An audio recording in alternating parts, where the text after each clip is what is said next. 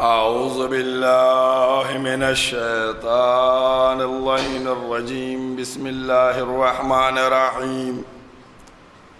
الحمد لله الذي لا يبلغ مدحته القائلون ولا يحصي نعماءه العادون ولا يؤدي حقه المجتهدون الذي لا يدركه بعد الهمم ولا يناله غوص الفتن الذي ليس لصفته حد محدود ولا نعط موجود ولا وقت معدود ولا عجل ممدود فترى الخلائق بقدرته ونشر الرياح برحمته ووتدا بالصخور ميدان أرضه والصلاة والسلام على سيد الأنبياء والمرسلين خاتم النبيين سيدنا الممجد بشير المسدد نذير المؤيد المصطفى الأمجد المحمود الأحمد أبي القاسم محمد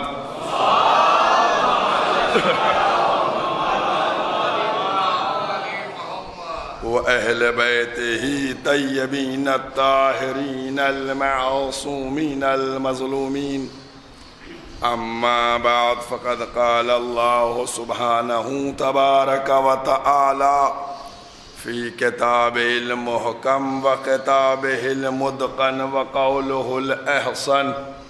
بسم الله الرحمن الرحيم.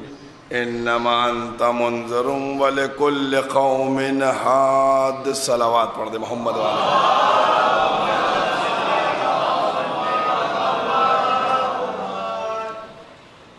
قرآن کریم کے یہ الفاظ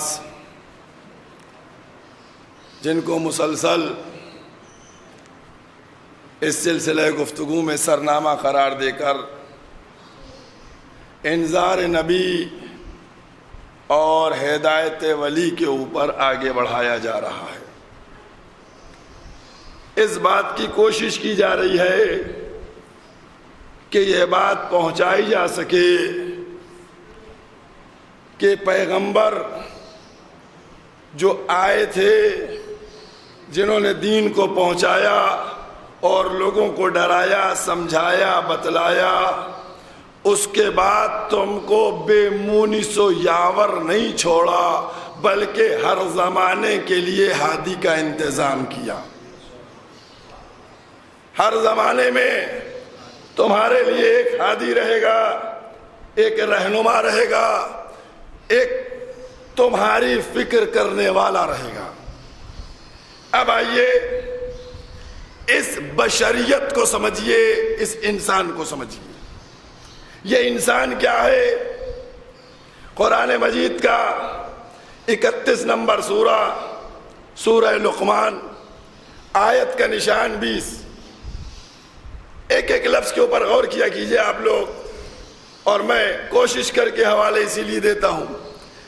اللہ کہہ رہا ہے ہم نے اپنے بندوں کے لیے ساری نعمتوں کا انتظام کیا.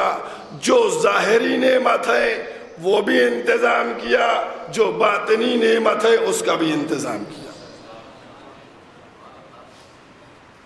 ظاہری نعمت اور باطنی نعمت دونوں نعمتیں اللہ نے آپ کے لیے رکھی. اب آپ شاید کہیں کہ ظاہری نعمت کیا ہے؟ تو ظاہری نعمت پھر قرآن نے آواز دی کہ ظاہری نعمت کیا ہے؟ ظاہری نعمت اولاد ہے، ظاہری نعمت بقائے نسل ہے، ظاہری نعمت صحت ہے، ظاہری نعمت اس دنیا میں عزت کے ساتھ زندگی بسر کر دینا ہے، ظاہری نعمت یہ مکان مل جانا ہے، ظاہری نعمت اپنا خوشحال زندگی بسر کر لینا ہے. ظاہری نعمت وہ نعمت ہے کہ جس کے ذریعے سے تم اپنی ایک بہتر اور خوشحال زندگی بسر کرتے ہو. یہ سب ظاہری نعمت ہے اور کیا. لیکن یہ جتنی بھی ظاہری نعمتیں ہیں یہ اللہ نے فرعون کو بھی دی، موسیٰ کو بھی دی، نمرود کو بھی دی، ابراہیم کو بھی دی، ابو لہب و ابو جہل کو بھی دی، اور پیغمبر کو بھی دی۔ یہ سب ظاہری نعمتیں ہیں جن کو پروردگار عالم نے دی۔ اب باطنی نعمت کی بات آئی۔ یہ باطنی نعمت کیا ہے؟ باطنی نعمت کیا ہے؟ اب باطنی نعمت کی بات آئی۔ باطنی نعمت کیا ہے؟ باطنی نعمت ہے اہدنا الصراط المستقیم۔ باطنی نعمت کیا ہے؟ 5 وقت مسلمان کو بلایا اور دوران تلاوت سورہ فاتحہ اہدنا الصراط المستقیم کی صدا بلند کروائی کہ ہم کو صراط مستقیم پر قائم رکھ، ثابت قدم رکھ۔ اب دیکھیے، ہم تو مسلسل بات وہ کرتے ہیں کہ جو اختلافی نہ ہو، اتحادی بات ہو، اور اس کے تحت آپ غور کیجئے کہ 2 ترجمے ہیں۔ 2 ترجمے ہیں۔ ایک ترجمہ یہ ہے اہدنا الصراط المستقیم، ہمیں صراط مستقیم کی ہدایت کر۔ ایک ترجمہ کیا ہے؟ اہدنا الصراط المستقیم، ہمیں صراط مستقیم کی ہدایت کر۔ اور ایک ترجمہ یہ ہے کہ اہدنا الصراط المستقیم، ہمیں صراط مستقیم پر ثابت قدم رکھ۔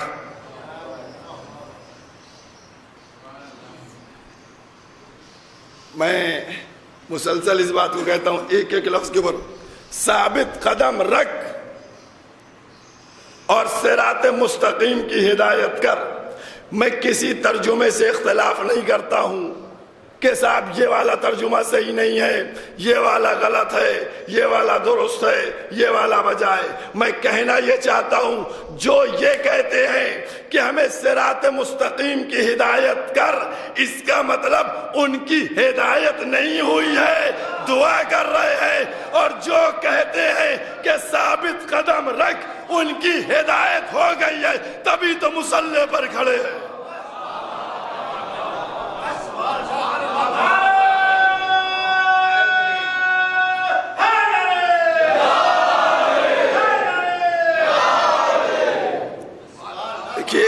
ایک ایک موضوع کے اوپر اور ایک ایک لفظ ہے۔ بھائی اگر ہدایت نہ ہوتی تو مصلی تک آتے کیسے؟ مصلی تک پہنچتے کیسے؟ مسجد کی ڈیوڑی کو پار کرتے کیسے؟ اس کا مطلب ہدایت ہو چکی ہے۔ ثابت قدم رکھ، یہ ہے باطنی نعمت۔ ہدایت کر، اسی ہدایت کے لیے ہر زمانے میں ہادی کو رکھا۔ اور اب دیکھیے، ایک ایک مرحلے کے اوپر آپ دیکھیے گا۔ دیکھیے، ہدایت کے لیے نبی بھی آئے، پیغمبر بھی آئے، اور سب لوگ آئے، سب نے ہدایت کی، پیغام کو پہنچایا۔ ایک ایک سسٹم کو میں بار بار کہہ رہا ہوں کہ پچھلے واقعات کو لے کر دیکھا کیجئے، جو واقعات ہیں ان کو دیکھا کیجئے کہ یہ اس زمانے میں کہاں سے کہاں آ کے ٹیلی کر رہے ہیں، اس کو چیک کیا کیجئے۔ اب میں آپ کے سامنے قرآن مجید کا 37 نمبر سورہ صافات، آیت کا نشان 75 اور 76، 75 76 دیکھیے۔ میں نے اس دن جناب نوح سے متعلق 2-4 جملے کہے تھے، اور وہ یہ جملے کہے تھے کہ اصحاب کشتی کو نجات ملی، اصحاب نوح کو نہیں، اصحاب السفینہ، جو سفینے کے اصحاب تھے ان کو نجات ملی، ان کو بچایا گیا۔ اب یہاں آواز دی جا رہی ہے، کیا آواز دی جا رہی ہے؟ خالق کہہ رہا ہے، سورہ یاد ہے نا، 137 نمبر سورہ ہے، اور 75 اور 76 نمبر آئے تھے سورہ صافات۔ جناب نوح نے ہم کو پکارا، اللہ کہہ رہا ہے جناب نوح نے ہم کو پکارا، ہم نے فوراً جواب دیا، ہم نے نوح کے اہل کو بچا لیا۔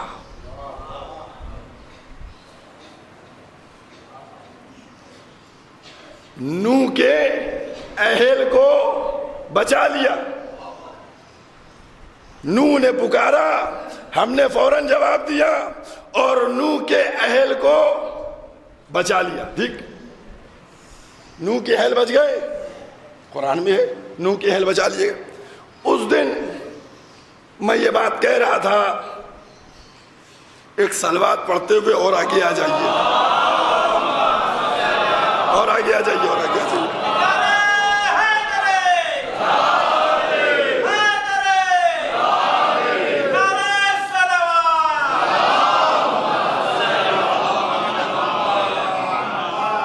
اس دن میں نے آپ کے سامنے بیان کیا تھا ود ریفرنس 66 نمبر سورہ کے ساتھ.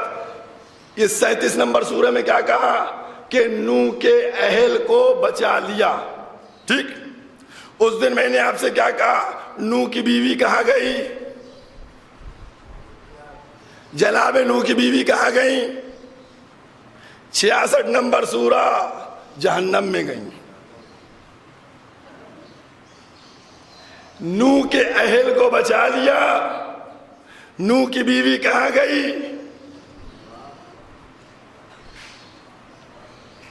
اور نہیں فرما رہے ہیں آپ. آج یہ لوگ الجھے ہوئے ہیں کہ اہل بیت میں کون کون ہیں. بھائی ہم یہ کہتے ہیں اہل بیت میں علی ہیں, فاطمہ ہے, حسن ہے, حسین ہے. اب اردو کا لفظ آپ سے بہتر کون سمجھے. ہم جب گھر والوں کی بات کرتے ہیں تو وہ گھر والی کو انٹری دیتے ہیں. بھائی ہم نے کہا گھر والے, انہوں نے کہا نہیں گھر والی. اب میں نے قرآن کا سہارا لیا, ہم نے کہا 37 نمبر سورہ میں چلو اور چل کر دیکھو اہل بچے یا نہیں بچے. کہاں بچ گئے. میں نے کہا بیوی گئی جہنم میں نہیں گئی, اس کا مطلب یہ ہوا بیوی اہل میں نہیں ہوتی ہے.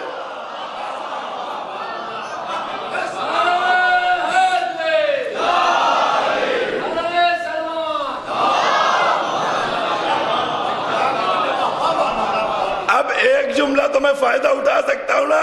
یاد رکھو مسلمان, قرآن نے بتایا بیوی جو ہے وہ اہلیہ ہو سکتی ہے لیکن اہل میں داخل نہیں ہو سکتی.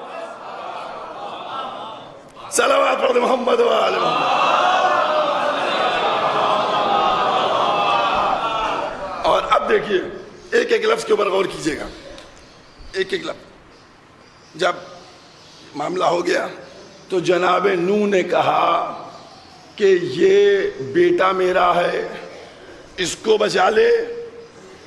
قرآن نے کیا کہا, لیسا من, یہ تمہارے اہل میں سے نہیں ہے, یہ تمہارے اہل میں سے نہیں ہے. بھائی آپ غور کیجئے, رشتے دو قسم کے ہوتے ہیں, رشتے دو ہوتے ہیں. ایک نسبی رشتہ ہوتا ہے, ایک سببی رشتہ ہوتا ہے. نسبی رشتہ جو ہوتا ہے وہ اس کا بنایا ہوا ہے, باپ بیٹا بھائی دادا دادی نانا نانی یہ سب اس کا رشتہ بنایا ہوا ہے. ٹھیک ہے, پھوپھی چچا یہ اس کا رشتہ بنایا ہوا ہے. آپ رشتہ بناتی ہیں کیا, داماد سالہ سسر, یہ رشتے ہم بنا لیتے ہیں. ایک ایک بات پہ غور کیجئے گا, یہ رشتے ہم بناتے ہیں, وہ رشتے وہ بناتا ہے نسبی رشتہ, باپ دادا. نوح نے جب بیٹے کے لیے دعا کی کہ یہ میرے اہل میں سے اس کو بچا لے, تو اللہ نے لیسا من اہلک کہہ کے نوح کے بیٹے کا جو نسبی رشتہ تھا کاٹ دیا. نسبی رشتہ ختم کر دیا. نسبی رشتہ ختم ہوا نہیں ہوا. اب آئیے, اس دن میں نے آپ کے سامنے ایک حدیث آپ کو سنائی تھی نا, اہل بیت کس کے مثل ہے, سفینہ نوح ہے, حدیث ہے نہیں, اہل بیت سفینہ نوح کے مثل ہے. جو آ گیا اس میں اس کو نجات ہے, بچ گیا. جو اس نے منہ موڑ لیا وہ غرق ہو گیا، ختم ہو گیا۔ سمجھ میں آیا نہیں؟ یہ سفینہ نوح کی جو مثال دی ہے کچھ سمجھ میں آ رہی نہیں آ رہی ہے؟ بھائی غور کیجئے گا، اگر سفینے سے صلبی بیٹا منہ موڑ لے تو غرق ہو جاتا ہے، تو اگر محمد کے اہل بیت سے رشتہ جوڑی بی بی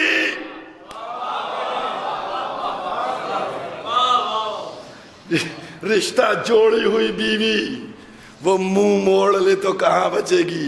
جب صلبی نہ بچا، جب نسبی نہ بچا تو یہ سببی خاک بچے گا۔ صلوات پڑھ دے محمد وآل محمد۔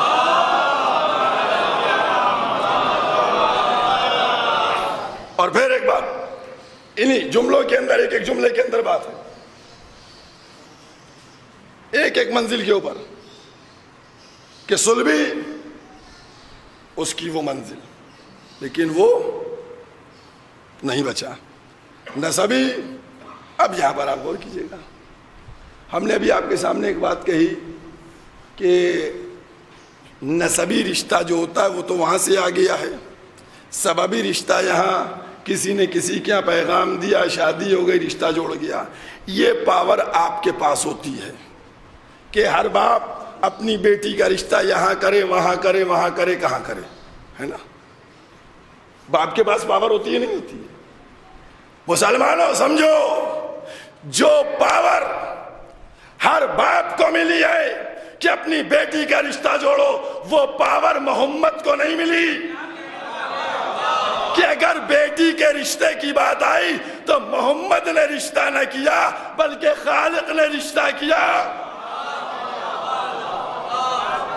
بھائی خالق نے رشتہ کیا، خالق کا رشتہ ہوا، تو وہ پاور جو اس مسلمان کو ملی ہے وہ بھی پیغمبر کو نہ ملی۔ وہ اللہ نے پیغمبر سے پاور لے لی کہ ہم تمہاری بیٹی کا رشتہ کریں گے، تو اے مسلمانوں، جب نبی اپنی مرضی سے اپنی بیٹی کا رشتہ نہیں کر سکتا تو پھر تمہاری مرضی سے دین کیسے جوڑ سکتا؟ صلوات پڑھ دے محمد وآل محمد۔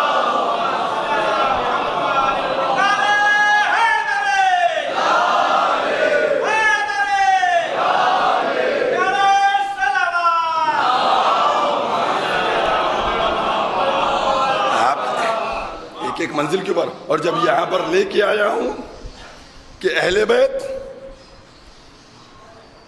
اس میں اہل میں اہلیہ نہیں آئیں گی، اسی لیے تو چادر کی بات ختم کر کے میدان کی بات بھی آ گئی تھی۔ سمجھ گئے کیا میدان کی بات آئی؟ کہا محمد تم اپنے بیٹوں کو لاؤ، ہم اپنے بیٹوں کو لائیں، تم اپنی عورتوں کو لاؤ، ہم اپنی عورتوں کو لائیں، تم اپنی نفسوں کو لاؤ، ہم اپنی نفسوں کو لائیں۔ اب آئے کوئی؟ اب آؤ بھئی، اب کیوں نہیں کوئی آتا؟ بھئی مسلمانوں کو بڑا شوق ہے ہر موقع کے اوپر کہ امی کو انٹری مل جائے، نانا کو انٹری مل جائے۔ میں کہنا چاہتا ہوں کہ میدان کھلا ہوا ہے۔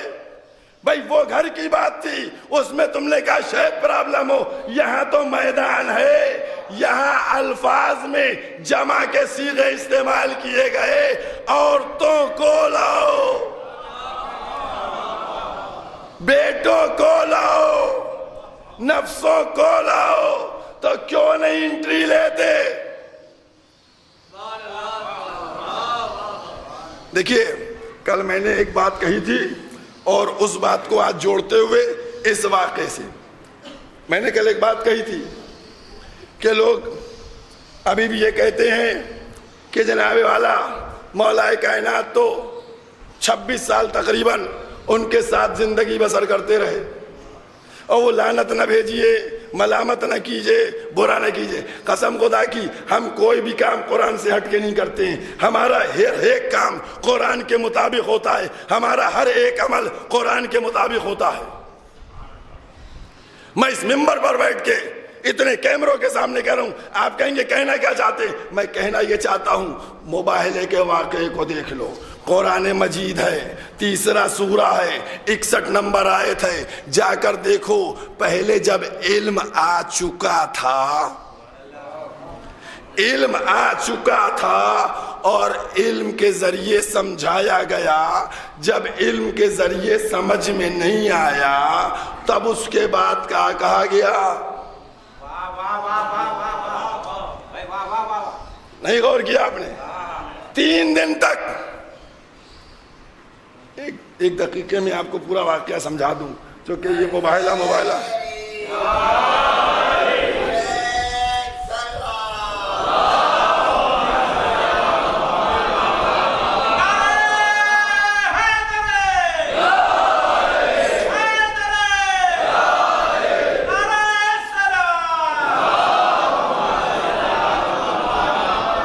بچوں کے لیے تاکہ بچوں کے ذہن میں.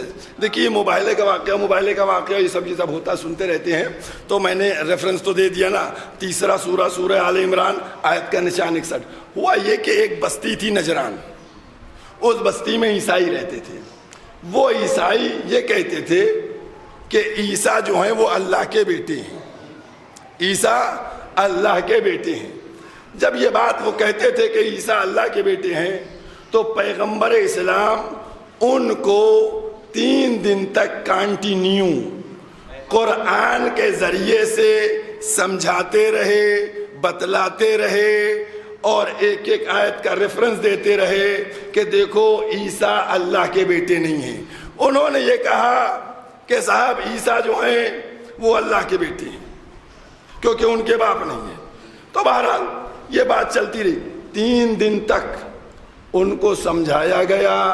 جب سمجھ میں نہیں آیا، یہ جو آپ آیت سنتے ہیں نا قل تعالوا نہ دو، یہ آیت پوری نہیں ہے، اس کے پہلے کا حصہ ہے. پہلے کا حصہ کیا ہے؟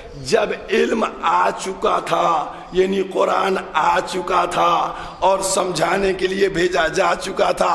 جب سمجھ میں نہیں آیا تو اب ان سے کہو کہ تم اپنے بیٹوں کو لاؤ، ہم اپنے بیٹوں کو لائیں. تم اپنی عورتوں کو لاؤ، ہم اپنی عورتوں کو لائیں. تم اپنی نفسوں کو لاؤ، ہم اپنی نفسوں پہ لائیں. اور اس کے بعد لعنت بھیجی. نہیں سمجھ میں آیا؟ 3 دن تک سمجھایا گیا. جب سمجھ میں نہیں آیا تو پھر اب کیا علاج ہوا؟ 3 دن سمجھانے کے بعد کیا علاج ہوا کہ اب لعنت بھیجو. تو یہی تو ہم بھی کہتے ہیں کہ پہلے سمجھاتے رہے علی بلا فصل ہے، علی بلا فصل ہے، علی بلا فصل ہے. اگر میں سمجھ میں آ جائے تو ٹھیک ہے، ورنہ اس کے بعد تو لعنت علاج ہے.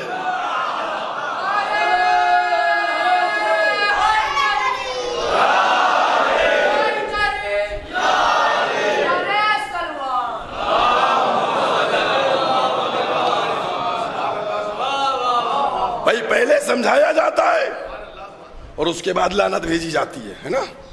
اچھا ایک بات یہ بتائیے، آپ آج کوئی عیسائیوں پہ لعنت بھیجتا ہے؟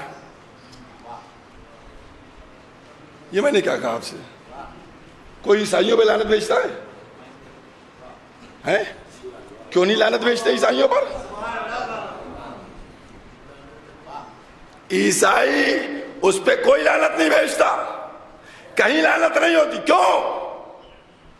کیونکہ عیسائیوں نے فوراً سرنڈر کر دیا تھا.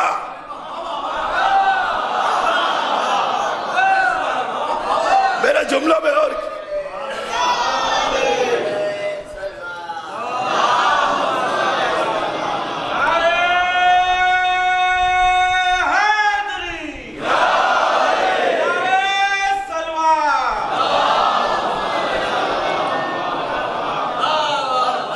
عیسائیوں پہ کوئی لعنت کیوں نہیں بھیجتا؟ عیسائیوں کا معاملہ یہ تھا کہ جیسے ہی اہل بیت پہنچے تو جو عیسائیوں کا بڑا والا راہب تھا اس نے پہاڑ کے اوپر سے کہا جا کے دیکھو محمد کے رشتہ دار ہیں یا دوست ہیں. اگر رشتہ دار آئے ہوں تو پھر مباہلہ نہیں کرنا، اور اگر دوست ہوں تو مباہلہ کر لینا ہے نہیں ہے، دوستوں کر لینا، رشتہ داروں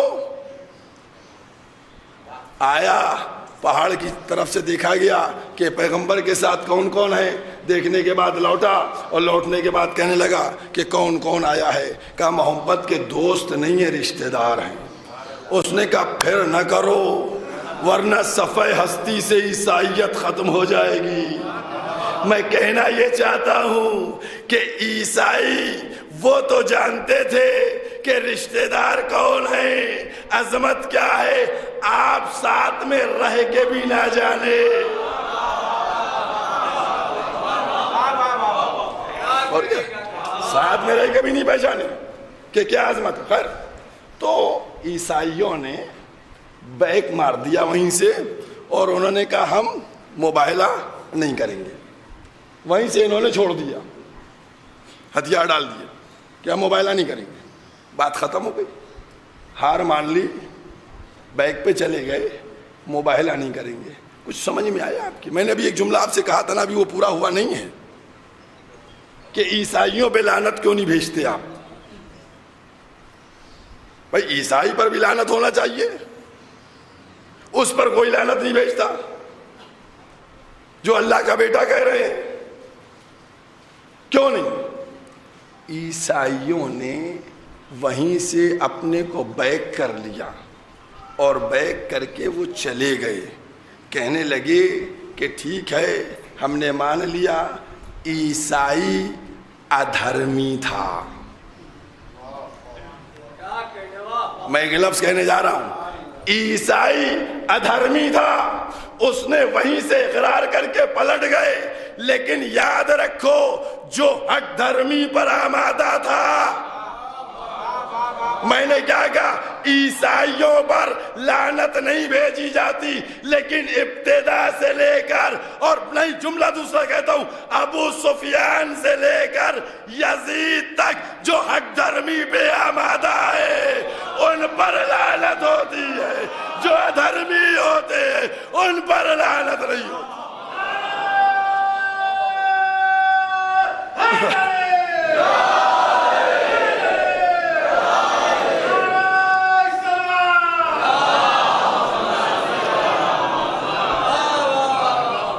آپ نے ادھرمی تھا، ادھرمی پہ لعنت نہیں ہے، جو حق دھرمی پہ آ جائے، اور کیا آپ نے، اس کو چھوڑا بھی نہیں جاتا، اس کو چھوڑا نہیں جاتا۔ آپ دو جملے آپ سے کہہ دوں، ایک صلوات بلند آواز سے پڑھیے۔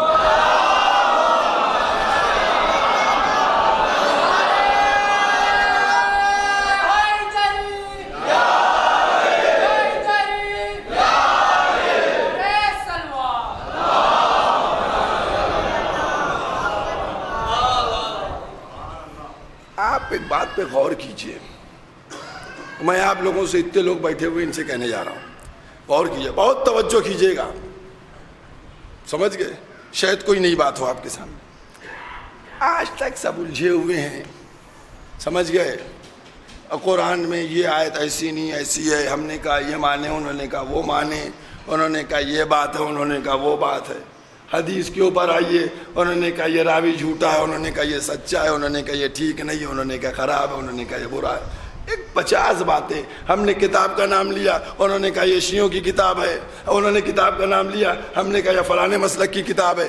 ایک اختلاف، کیسے ہمارے اور آپ کے درمیان کمپرومائز ہو۔ بہت توجہ کیجئے گا، میں نے کہا شاید دو جملے ہمارے آپ کو نئے لگیں۔ بھئی کیسے ہم کو آپ کو پتا چلے؟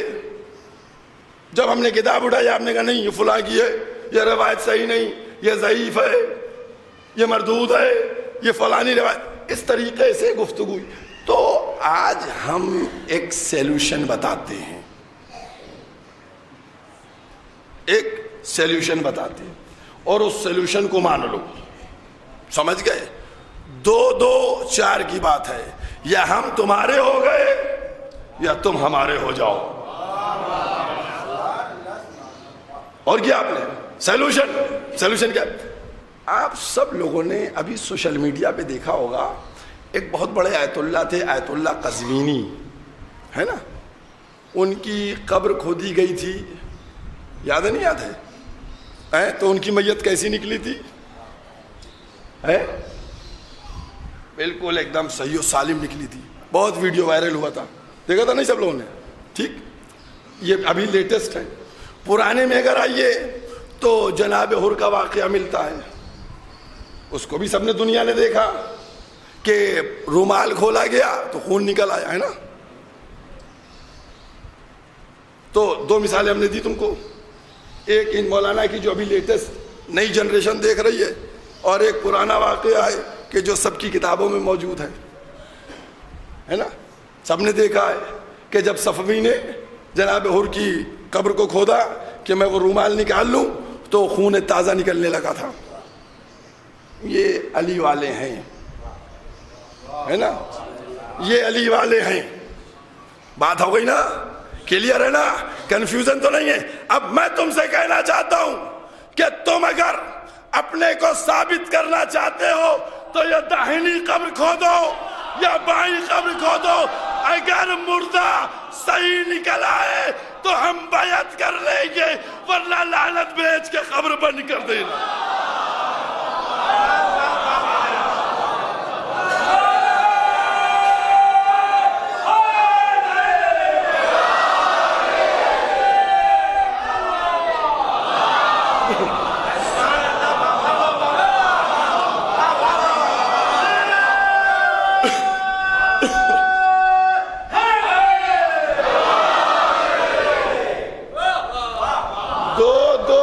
کی بات ہے، یا دائنی کھود لو یا بائیں کھود لو، مردہ صحیح نکل آئے ہم بیعت کریں گے، اور اگر مردہ نہ ملے تو پر لعنت بھیج کے بند کر دینا۔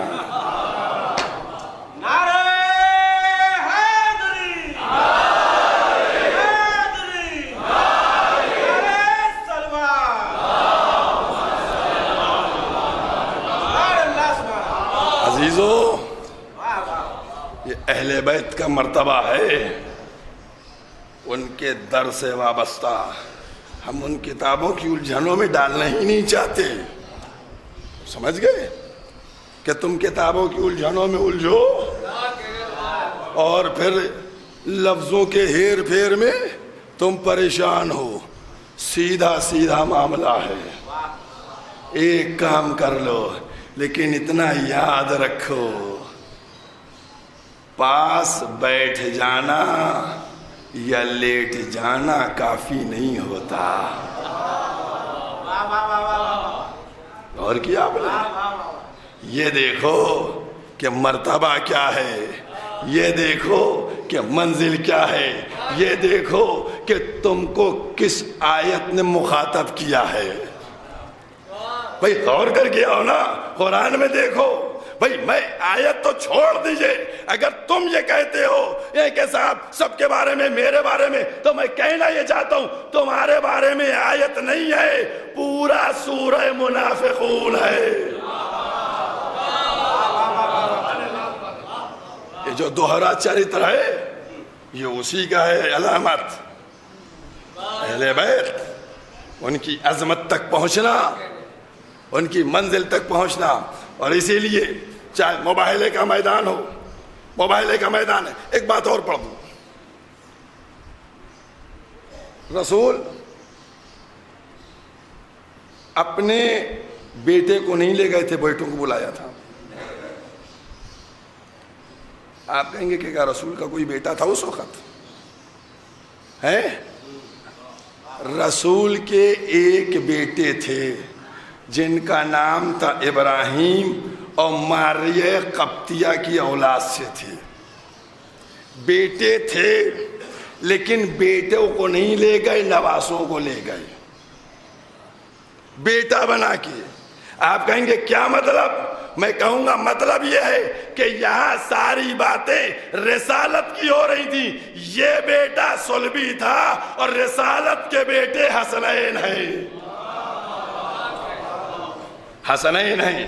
اور ان بیٹوں کو لے گئے. اور اب دوسرا جملہ اس میں نے کہا نہیں کہ ہر موقع کے اوپر بڑا بڑا جمع کا صیغہ استعمال کیا گیا.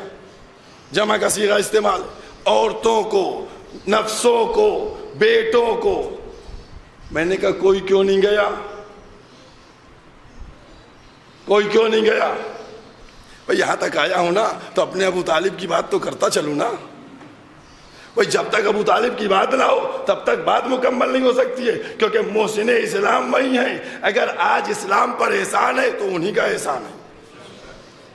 آپ دیکھیے گا جس وقت مباہلے کا میدان ہوا, یہ میں بات پڑھ چکا ہوں, دوہرا رہا ہوں صرف جناب ابو طالب کے موضوع کے لیے اور یاد تازہ کرنے کے لیے.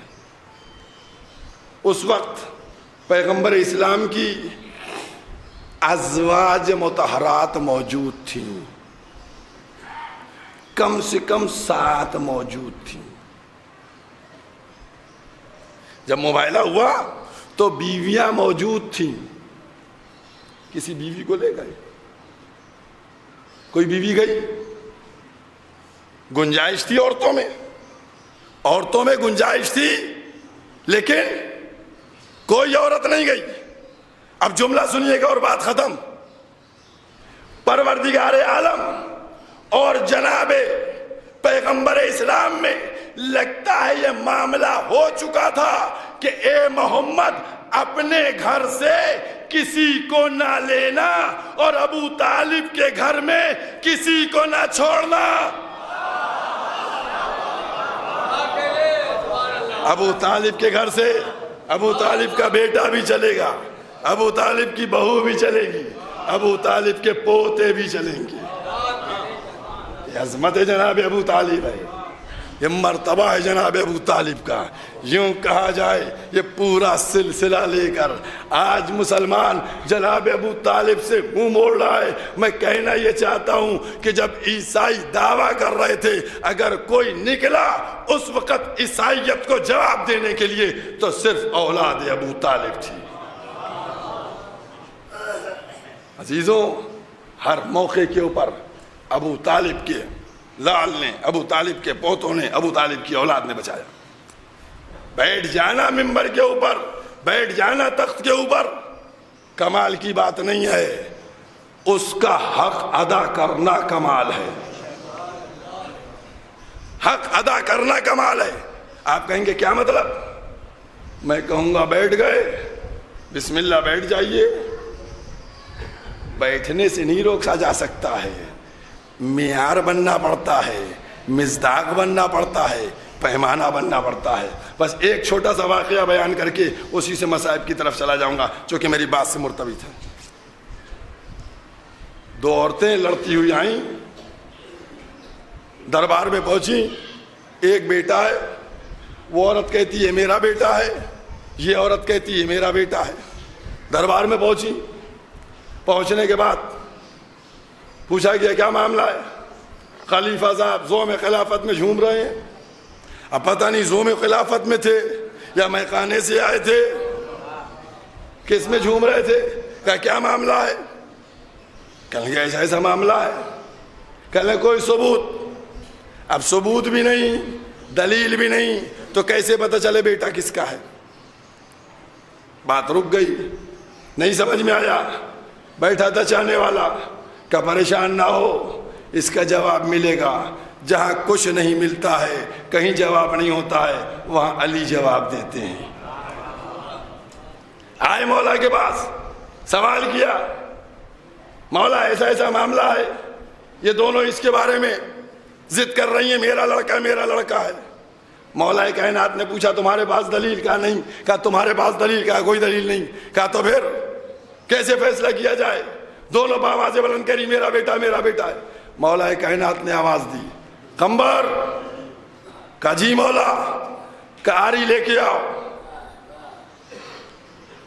جیسے ہی آری کا نام سنا ایک عورت تڑپنے لگی. کہا یہ آری کیوں منگوائی؟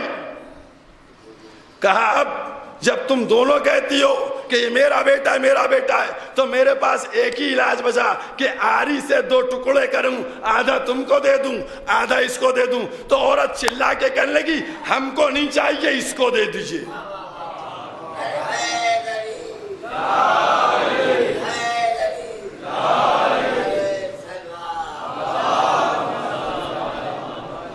کچھ پتا چلا آپ کو؟ ماں کی ممتا نے بیٹے کو قربان کر دیا کہ ہم کو بیٹا نہیں چاہیے، کیونکہ کوئی ماں یہ برداشت نہیں کر سکتی کہ اس کے لال کا ٹکڑا ہو۔ بس عزادارو، آپ کے ذہن پہنچ گئے، آج اس بیٹے کا تذکرہ ہونا ہے جو رفتار میں رسول کی شبیہ، گفتار میں، سیرت میں، صورت میں ہم شکل پیغمبر۔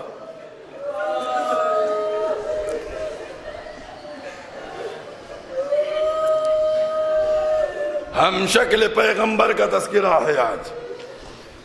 عزاداروں، اے میری بیویوں، یہ اتنی بڑی تعداد میں جب وہ خواتین بیٹھی ہیں، آج تم کو حسین کے بیٹے کا پرسہ دینا ہے۔ عزاداران امام مظلوم، ایک بزرگ عالم کربلا میں رہتے تھے۔ ایک دن انہوں نے خواب میں دیکھا امام حسین کو، امام حسین زخموں سے چور، پورا جسم زخموں سے چھلنی، بے قرار، اٹھ گئے گھبرا کے، رونے لگے۔ دن بھر ماتم کیا، مجلس ہوئی، یا حسین کی صدا بلند ہوئی، رات ہوئی، پھر وہ سوئے۔ کیا دیکھا؟ آج پھر امام حسین خواب میں۔ آج جو دیکھا تو دیکھا امام حسین ٹھیک ہیں، بالکل صحیح ہیں۔ انہوں نے ہاتھ کو جوڑا، کہا مولا یہ بتائیے کل تو اتنے زخم تھے، آج ٹھیک کیسے ہو گئے؟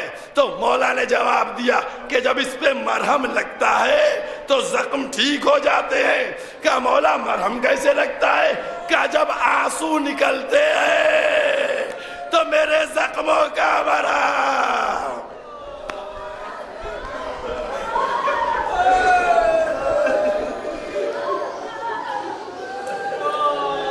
جزاکم اللہ، یہ میرے زخموں کا مرہم بن جاتے ہیں، یہ میرے زخموں کا مرہم ہو جاتے ہیں۔ یہ زخموں کا جب مرہم بن جاتے ہیں نا عزاداران امام مظلوم، تو پھر امام حسین نے ایک آگے بھی جملہ ہے، یہ کربلا کا صاحب معالم نے لکھا ہے، اور بہت بڑے لکھنے والے بھی اس واقعے کو بہت عظیم عالم ہیں۔ انہوں نے کہا کہ اس کے بعد امام نے فرمایا کہ آنسوؤں سے سب زخم ٹھیک ہو جاتے ہیں، لیکن دو زخم ہیں جو نہیں ٹھیک ہوتے۔ تو ان عالم نے کہا مولا وہ زخم دکھ تو رہے نہیں ہیں، مولا وہ زخم دکھ نہیں رہے۔ تو امام نے فرمایا وہ زخم جسم کے اوپر نہیں ہیں، جگر کے اوپر ہیں۔ عالم نے کہا مولا وہ کیسے زخم ہے؟ یہ کہا ایک زخم وہ ہے کہ جب میرا کڑیل جوان زین سے زمین پر آیا، اور دوسرا زخم وہ ہے کہ جب میرا بھائی بازو کٹا کے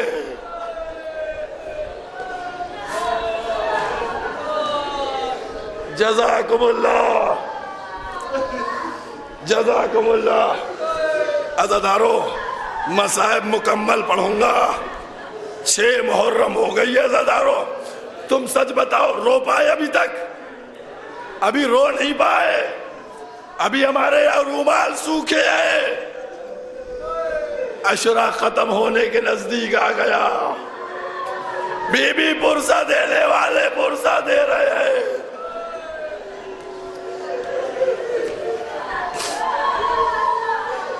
عزادارو، شہزادے علی اکبر 18 برس کا کڑیا،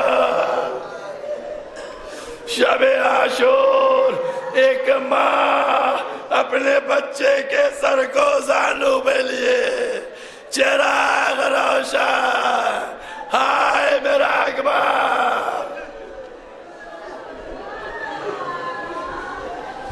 جزاکم اللہ، جزاکم اللہ۔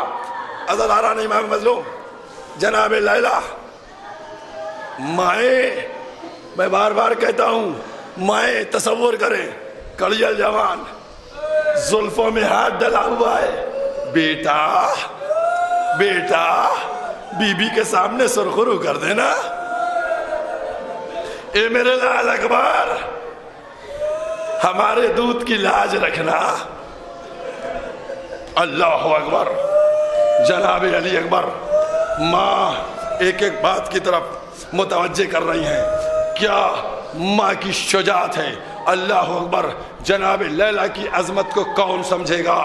وہ ماں کہ جب چاہتی ہے بھئی 18 برس کے سن میں ہر ماں یہ چاہتی ہے کہ اس کے لال کی پیشانی پہ سہرا بندھے، لیکن ہائے لیلا وہ چاہتی ہے کہ اس کا لال خون میں نہالے۔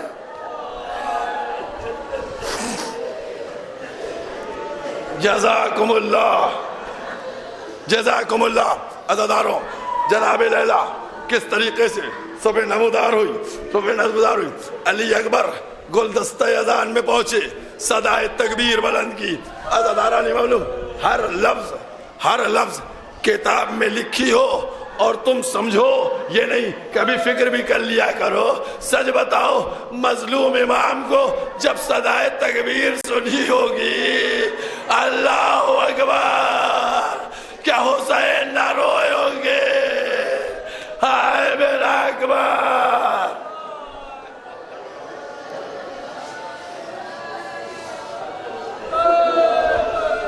بی بی، یہ بیبیاں، یہ مومنین رونے کے لیے جمع ہے۔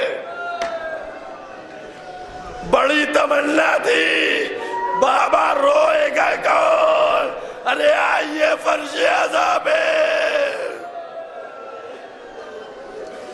جزاکم اللہ۔ ہاں عزاداران امام مظلوم، امام حسین ان کے سامنے شہزادے علی اکبر پہنچے، ہاتھوں کو جوڑا، بابا مجھ کو مرنے کی اجازت دے دیجئے۔ علی اکبر کو دیکھا، سر کو جھکا لیا، تم تو میرے نانا کی شبیہ ہو، میں تو جب نانا کی زیارت کا مشتاق ہوتا ہوں تو تم کو دیکھ لیتا ہوں۔ پھر جناب علی اکبر آئے، آنے کے بعد آواز دی، بابا مرنے کی اجازت دے دیجئے۔ امام نے کہا مجھ سے زیادہ زینب کا حق ہے، جاؤ، جانے کے بعد زینب سے اجازت لے لو۔ جناب زینب کے پاس پہنچے، کیا کہا، کیسے کہا، کس طریقے سے پھوپھی کو منایا مجھ کو نہیں معلوم۔ عزاداران امام مظلوم، ایک جملہ ہے اور اس جملے کو کہتا چلوں۔ جناب امام جعفر صادق علیہ السلام کی ایک بہن تھی حکیمہ، ان کے ایک بیٹے ابراہیم تھے، وہ بیمار ہو گئے۔ جب بیمار ہوئے اور غش میں پڑے ہوئے تھے تو جناب حکیمہ دوڑتی ہوئی آئیں، آنے کے بعد کہتی ہیں امام جعفر صادق علیہ السلام سے، بھیا میرے بچے کو بچا لو۔ ماں اپنے بیٹے کے لیے دعا مانگنے کے لیے آئی، بھیا میرے بیٹے کو بچا لو، بھیا میرے بیٹے کو بچا لو۔ امام نے کہا بہن پریشان نہ ہوئیے، جائیے غسل کیجئے، غسل کے بعد 2 رکعت نماز حاجت پڑھیے، اس کے بعد زیر آسمان بالوں کو کھول لیجئے، بیٹے کے لیے دعا کر لیجئے، بیٹے کی آپ کو زندگی مل جائے گی۔ اب عزاداروں تم بتاؤ کہ جب علی اکبر نے اندر اجازت لی ہوگی اور اجازت لے کے نکلتے لگے ہوں گے تو پھر کیا جناب لیلا خیمے کے اندر رہی ہوں گی؟ ارے کیا بالوں کو نہ پریشان کیا، بچے کے لیے دعاؤں کو ہاتھ نہ بلند کیے۔ جزاکم اللہ۔ ایک ایک جملہ، اے عزاداروں میں نے کہا نہیں ہے روز تم بی بی فاطمہ کو ان کے لال کا پرسہ دیتے ہو، آج غریب امام کو مظلوم امام کو ان کے لال کا پرسہ دینا ہے۔ امام نے علی اکبر کو دیکھا، علی اکبر کو دیکھنے کے بعد بابا میں اجازت لے آیا۔ امام نے کہا ہاں کیوں نہ لی ہوگی اجازت، تم گفتار میں بھی رسول کی شبیہ ہو۔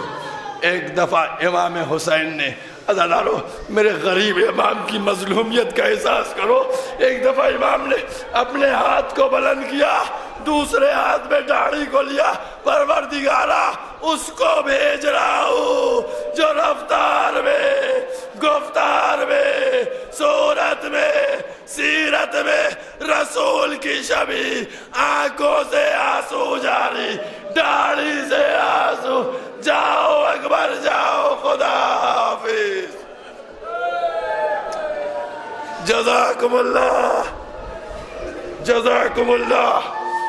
جناب علی اکبر، جناب علی اکبر اجازت ملی، کیسے مولا نے رخصت کیا۔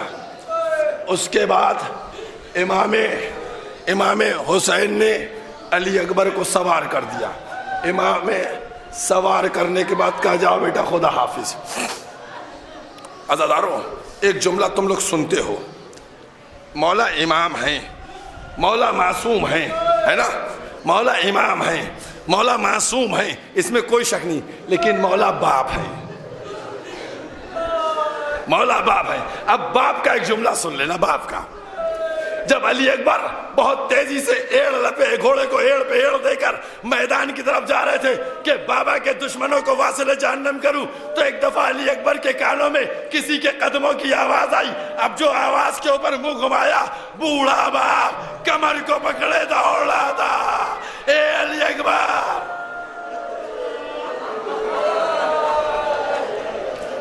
وہ امام تھے، یہ باپ ہے۔ اب علی اکبر نے گھوڑے کو موڑا،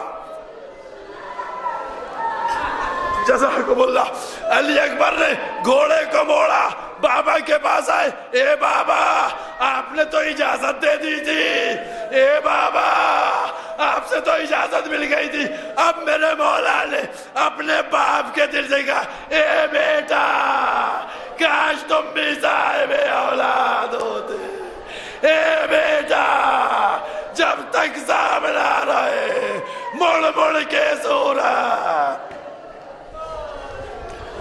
جزاکم اللہ،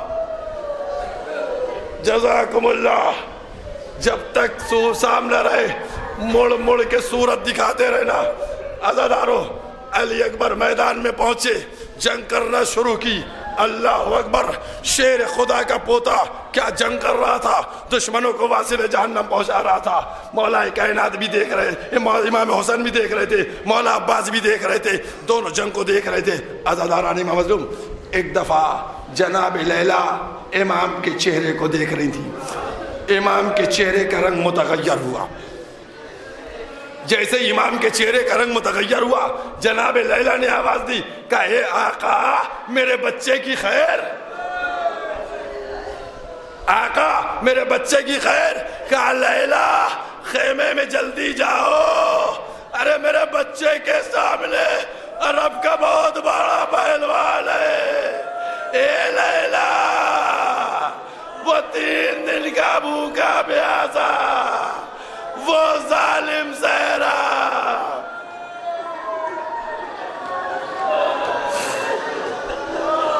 جزاکم اللہ۔ لیلا ہمارا بچہ 3 دن کا بھوکا پیاسا ہے، وہ ظالم سہراب ہے۔ بکر ابن غانم جو بہت بڑا عرب کا پہلوان تھا، وہ مقابلے میں آیا۔ ایک دفعہ امام حسین نے کہا لیلا کا جی آقا، کا لیلا میں نے نانا سے سنا ہے اگر ماں اپنے بیٹے کے حق میں دعا کرے تو دعا قبول ضرور ہوتی ہے۔ ایک دفعہ آواز دی، لیلا جاؤ بالوں کو پریشان کرو، ہاتھوں کو بلند کر دو۔ لیلا آئی، اے بیبیوں آؤ، ارے ہم دعا کرتے ہیں، تم سب آمین کہنا۔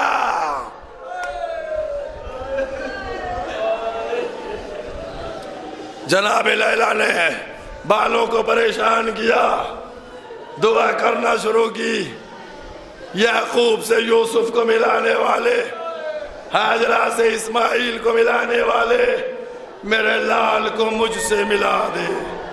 ادھر یہ جملہ ہوا، ادھر باہر سے تکبیر کی صدا آئی، امام در خیمہ پہ آئے، کہا لیلا تمہارا بیٹا فاتح رہا، اس نے دشمن کو ختم کر دیا۔ علی اکبر نے گھوڑے کو موڑا، آئے، کتنی بڑی کامیابی تھی، اس کامیابی کو لے کر آئے، آنے کے بعد اپنے بابا کے سامنے کھڑے ہو گئے، بابا پیاس مارے ڈالتی ہے۔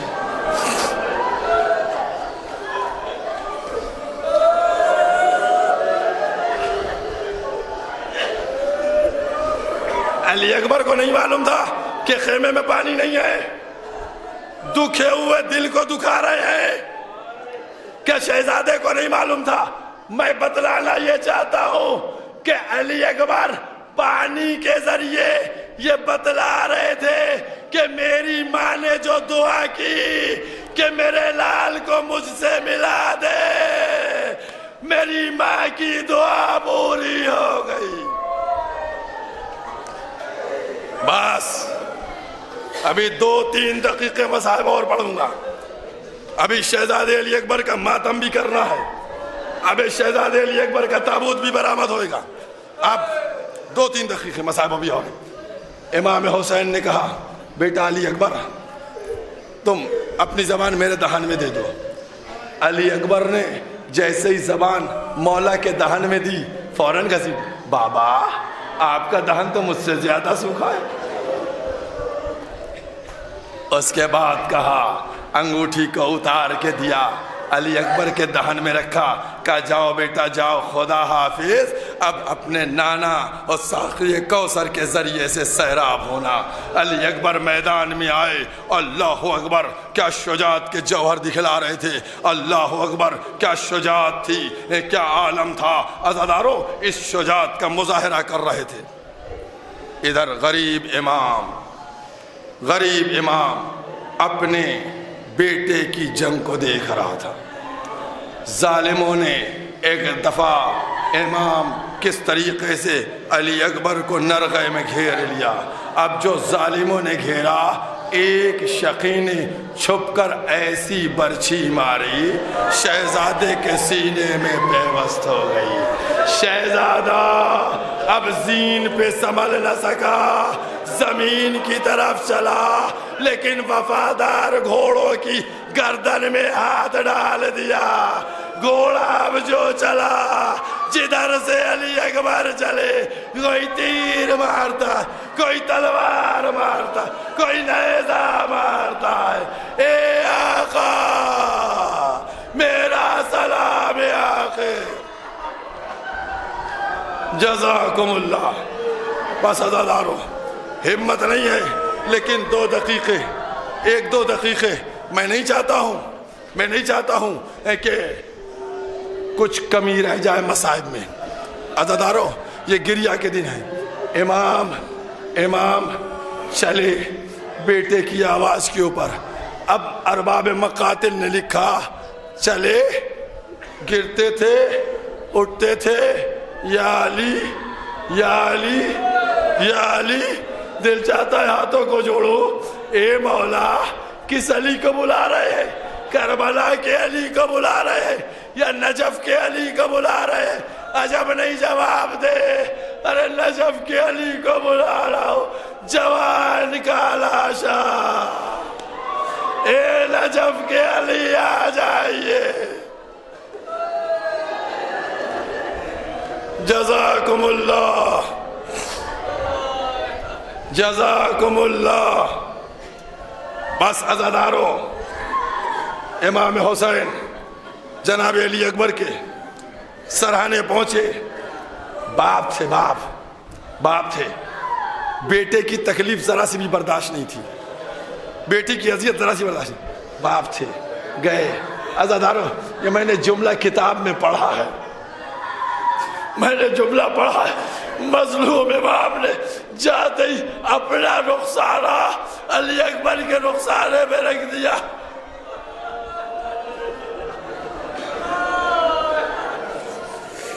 اے بیٹا علی اکبر، رخسارے میں رکھا، علی اکبر کہا سینے میں، اے بیٹا